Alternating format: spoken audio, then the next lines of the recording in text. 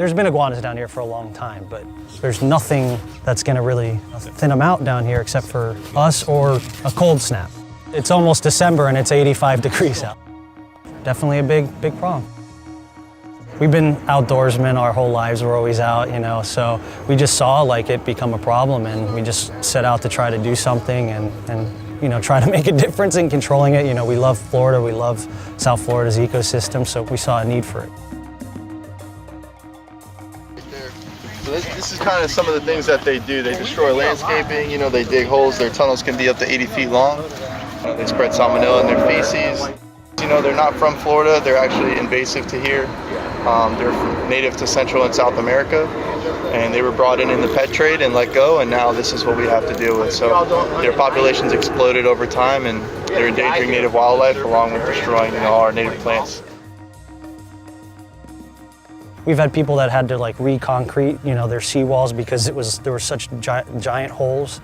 People don't realize, you know, a lot of places, you have more than one or two. We're talking double digits, and you could just see by having 10, 15 of these guys in your backyard, even not knowing what they do, you can see how it could be a problem.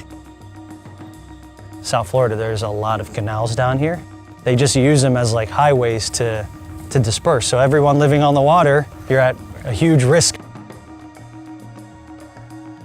Very impressive, you know, they're great climbers, great swimmers, they're very fast, they have excellent vision, so super competitive down here in South Florida.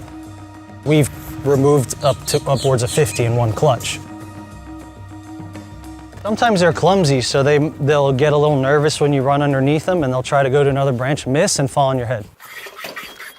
There's 3 species that you predominantly find out here.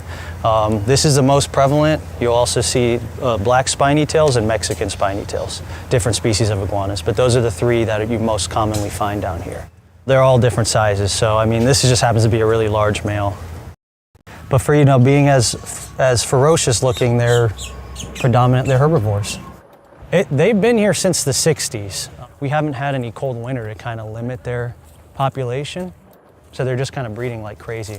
Climate change, you know, it's extreme temperature, so we could get cold weather here, you know, but in general, the last few years, I mean, it's, what, almost December and it's 85 degrees out now, I mean, so who knows? If it gets cold enough, you know, they're cold-blooded, so they go in like a state of inactivity. Now, if it continues being cold, they may not recover, but there's been news articles in the past where people think they're dead because they're frozen, pick them up, and then they end up heating up, and then now you're holding, you know, or you have one in your car that's alive. So we do this to make sure that they don't harm themselves or other animals while they're in the other traps, so they don't bite each other, scratch each other.